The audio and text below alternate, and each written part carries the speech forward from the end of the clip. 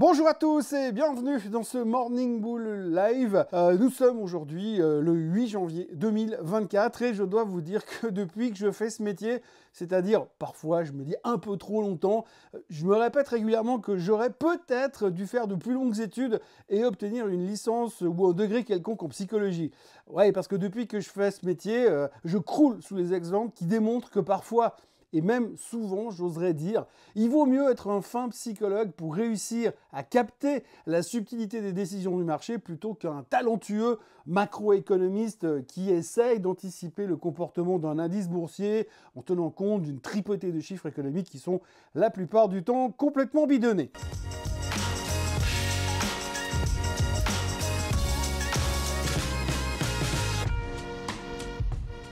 La séance d'hier soir était l'exemple parfait et si j'étais psy, eh bien j'aurais mieux compris toute cette subtilité. Et cette subtilité, eh bien elle m'a explosé au visage seulement ce matin, alors que si j'avais pris plus de temps pour écouter le patient Wall Street, j'aurais pu peut-être mieux voir la chose, mieux anticiper la chose. Mais commençons déjà par le commencement. Commençons par l'Europe. L'Europe qui a ouvert en premier, comme d'habitude, hier matin. Et en arrivant au bureau, en ce mardi de janvier, l'ensemble des traders du vieux continent se sont sentis envahis par une espèce de vague de confiance. La tech était au top de sa forme. Tout le monde, et absolument tout le monde, voulait investir sur le Nasdaq, sur l'intelligence artificielle.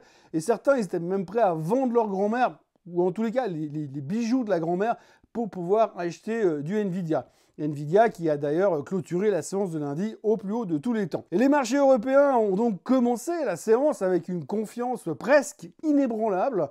On se disait que ça allait vraiment bien se passer en 2025. Et puis, les premiers rapports sur le keynote de Jensen Huang, lors de l'ouverture du CES de Las Vegas, c'était absolument, il n'y a pas d'autre mot, dithyrambique.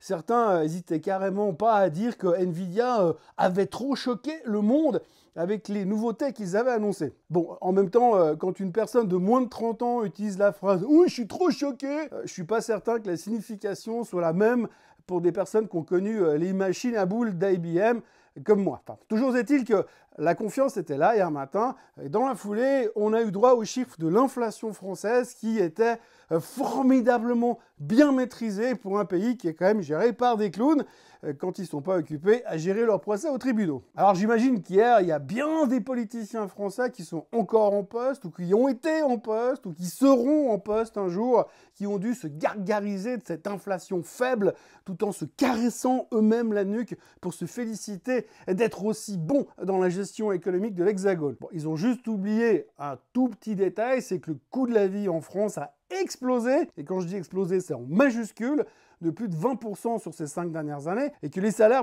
eux, ils ont explosé, mais en minuscule, de plus de 0,2%. Et encore, ça c'est pour les plus chanceux. Je pense même d'ailleurs que les seuls qui ont eu la chance de voir leur revenu matcher l'augmentation du coût de la vie en France doivent être députés à l'Assemblée nationale ou Bernard Arnault. Toujours est-il que la France était en confiance et donc finissait la journée en hausse de 0,59% pendant que l'Allemagne se rapprochait encore une fois des plus hauts de tous les temps alors que les intervenants étaient à la recherche de, je cite ce qu'on voit dans les médias ce matin, des bonnes affaires et des titres liés de près ou de loin à l'intelligence artificielle. Et pendant qu'on cherchait ce genre d'occasion d'investir, eh bien personne ne s'est inquiété de l'inflation européenne qui, elle, est restée collée à 2,4%, ni en montant ni en baissant. Il faut dire que ça surprenait personne au vu des chiffres du CPI allemand qui avaient été publiés déjà lundi, on en a parlé dans la vidéo d'hier. Et puis, pendant que nous bercions de cette douce euphorie qu'on aurait presque pu qualifier d'estivale, s'il faisait pas aussi froid dehors, il y a même certains qui se sentaient rassurés par la thématique des tarifs douaniers américains, puisque l'article du Washington Post dont on parlait hier, de ces derniers jours, cet article rassurait tout le monde en déclarant que Trump, finalement, il serait pas aussi agressif que prévu. Bref, la journée fut belle en Europe et personne, mais alors personne n'a pris une seconde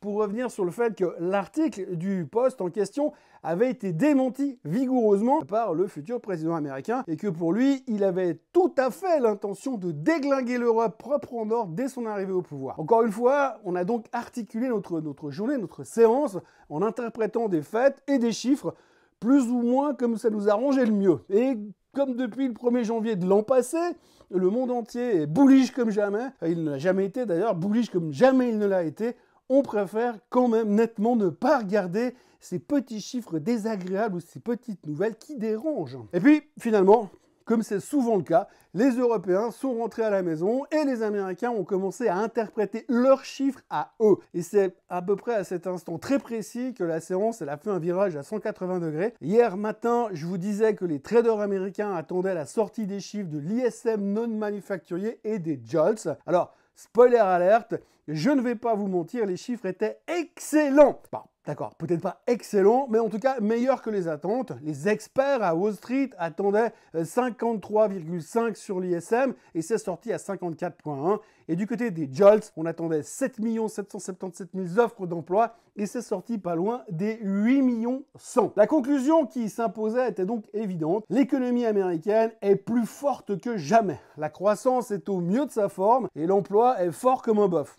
Je dis comme un bœuf, c'est pour pas dire comme un boule. Et du coup, on hésitait presque à garder Biden à la Maison-Blanche tellement il a transformé ce pays, les États-Unis, en miracle économique. À moins que ça soit juste à cause de Nvidia et de l'IA, mais ça reste à vérifier. Donc ces excellents chiffres économiques qui montraient qu'il n'y a aucun besoin de rendre l'Amérique great again, tout simplement parce qu'elle est tellement formidable, ont permis au marché US d'ouvrir en hausse et même d'aller réclamer encore une fois les 6000 points sur le S&P 500. Cette ouverture en fanfare a d'ailleurs même permis à l'Europe de terminer sa belle séance avec un air de satisfaction, je dois dire, assez impressionnant. Et puis une fois que l'Europe fut fermée, les traders américains ont donc commencé à réfléchir. Oui, parce qu'il faut savoir, hein, le trader américain réfléchit beaucoup mieux quand le trader européen est déjà rentré à la maison. C'est probablement parce que ça doit le libérer, en tout cas psychologiquement parlant. À moins que ce soit tout simplement parce que ça les amuse de profiter de l'absence des Européens pour leur savonner la planche pour le lendemain matin. Bref, une fois que la réflexion fut enclenchée, les choses se sont passées de la façon suivante. Alors pour bien comprendre, aujourd'hui on va faire de l'immersion. Hein. Imaginez que vous êtes dans le cerveau d'un gros trader américain. Enfin gros au sens propre et au figuré, ça sera beaucoup plus simple à comprendre. Donc tout d'abord, vous avez le gars qui se dit « Waouh, l'économie elle est trop forte, ça va vraiment trop bien dans mon pays, ils sont vraiment trop forts nos politiciens et nos entrepreneurs encore plus. Je vais donc acheter un petit peu le marché. » Donc là vous avez le S&P qui monte à 6000. Ensuite, le même trader, il réfléchit encore un peu et il se dit « Ah mais attends voir, si l'économie elle est trop forte, ça risque de faire monter l'inflation. Tous ces mecs qui vont trouver le job de leur rêve avec les annonces des JOLTS, ils vont forcément aller claquer leur pognon n'importe où, n'importe comment pour acheter n'importe quoi et surtout de la bouffe trop saine. Juste pour faire monter l'inflation.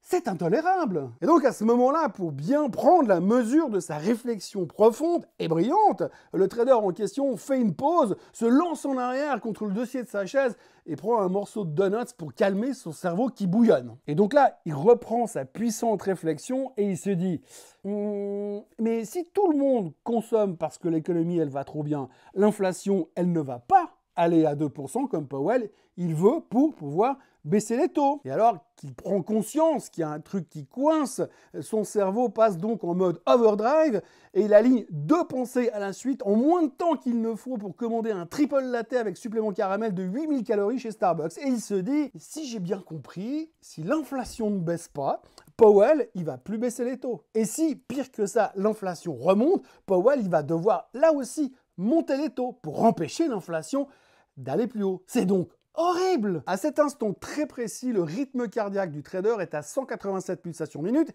et son Apple Watch est en train de passer un coup de fil à son cardiologue. Et c'est alors qu'il regarde le rendement du 10 ans américain qui frise les 4,7% et Nvidia qui repasse dans le rouge. Et c'est donc là, à l'heure où vous étiez en train de commander votre premier cocktail de la soirée dans les rues d'une quelconque capitale européenne, que le marché a commencé à se poser des questions. Alors oui, effectivement, l'économie est forte, selon les chiffres d'hier en tous les cas, et effectivement, la baisse des taux est remise en question. Pour le moment, le rendement des bons du Trésor américain est trop élevé et devient presque attirant pour les investisseurs qui voudraient plus de tranquillité et moins de stress, tout simplement. Et puis, ensuite, on s'est rendu compte aussi que le keynote de Nvidia, dans le keynote de Nvidia, on a parlé de plein de bonnes choses, mais Wang n'a jamais mentionné la nouvelle puce qui va succéder à Blackwell en 2026. On se dit tout de suite, Y aurait-il un problème chez Nvidia? Sans compter qu'en plus, en termes de valorisation, Nvidia, c'est pas cadeau. Vous voyez à la vitesse à laquelle la psychologie change. La suite, hein, vous la connaissez, ou en tout cas, vous voyez où je veux en venir. Après, le marché a commencé à baisser, et puis on a downgradé Tesla, qui en plus se prend une enquête des autorités à cause d'un crash sous autopilote. On se rend compte que le déficit américain a explosé encore un tout petit peu plus, ça ne surprend plus personne, mais ça a encore été annoncé hier. On a également appris que Zuckerberg va arrêter d'utiliser les fact-checkers, et que dorénavant, entre X et Facebook, eh bien, les réseaux sociaux seront de plus en plus livrés à eux-mêmes en mode faites du slip à tous les étages. On pourrait raconter n'importe quoi, il n'y aura jamais aucune vérification. Et là, du coup, tout le monde a commencé à appuyer sur le bouton sell, sell, sell,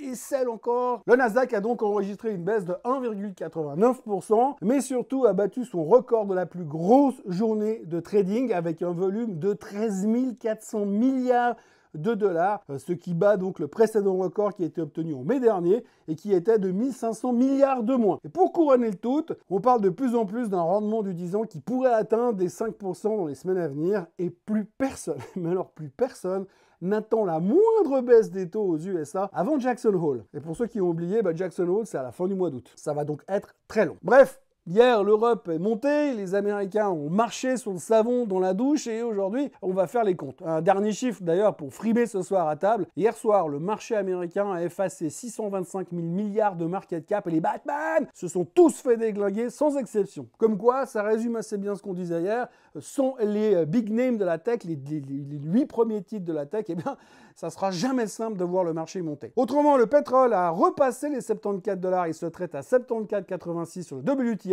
On ne parle plus du froid aux USA, mais par contre, on se concentre sur des craintes qui concernent l'approvisionnement depuis la Russie et l'Iran et par la relative accalmie du dollar. Il y a toujours une excuse quelque part pour le pétrole, mais attention aux résistances qui approchent. La moyenne mobile des 200 jours qui faisait office de résistance a cédé et le prochain barrage est à 76,25. Alors, même si on ne prend que 2 dollars et que l'on ne casse rien et qu'on redescend derrière, ça ne va pas forcément aider l'inflation. Et aujourd'hui, on n'a vraiment pas besoin d'entendre que l'inflation pourrait monter encore un petit peu plus. Dans les autres nouvelles, on parle de Moderna qui avance sur un vaccin contre la grippe aviaire et ça tombe super bien parce qu'en même temps, les États-Unis ont annoncé hier leur premier décès à cause de cette même grippe aviaire. C'est donc clairement pas exclu qu'on commence à vacciner en masse d'ici quelques mois, juste pour éviter qu'on chope une grippe qui vous donnera envie de pondre des œufs et de picorer les miettes sur la table. On retiendra aussi aujourd'hui que MoffettNathanson, je vous avoue que moi non plus je connaissais pas jusqu'à ce matin, a downgradé Apple de neutre à sell et fixe un objectif de prix à 188 $ dorénavant, ce qui représente quand même une baisse de 22% par rapport à la clôture d'hier soir. Actuellement, les 60 analystes qui couvrent Apple aux États-Unis, il y en a juste 4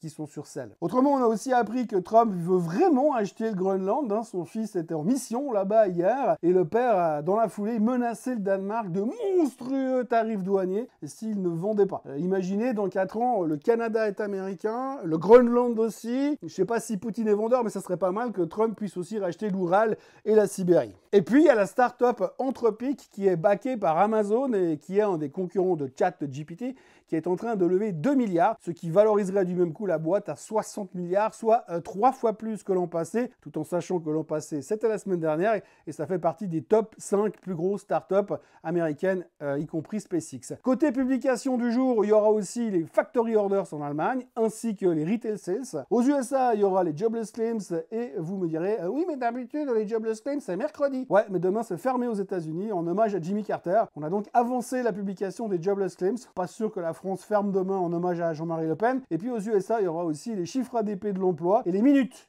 du dernier FOMC meeting. Minutes qui vont être scrutées, dépouillées, examinées, inspectées, analysées et décryptées afin de savoir ce qu'ils vont ou ce qu'ils ont l'intention de faire sur les taux, même si ils ne connaissaient pas encore les chiffres d'hier, à l'époque où ces minutes ont été rédigées au mois de décembre. Voilà, vous savez à peu près tout sur ce qui s'est passé hier et sur ce qui ne se passera pas aujourd'hui ou demain. N'oubliez pas de vous abonner à la chaîne Swissquote en français si ce n'est pas déjà fait, de liker cette vidéo, de la commenter, de la partager, d'activer la cloche pour ne pas rater les prochaines vidéos. La prochaine, ce sera demain matin. Nous, on se retrouve bien sûr donc demain, je viens de le dire, pour faire un hommage à Jimmy Carter en mangeant des cacahuètes. Et d'ici là, passez une excellente journée. Et puis surtout, merci d'être resté jusque-là. Allez, bye bye!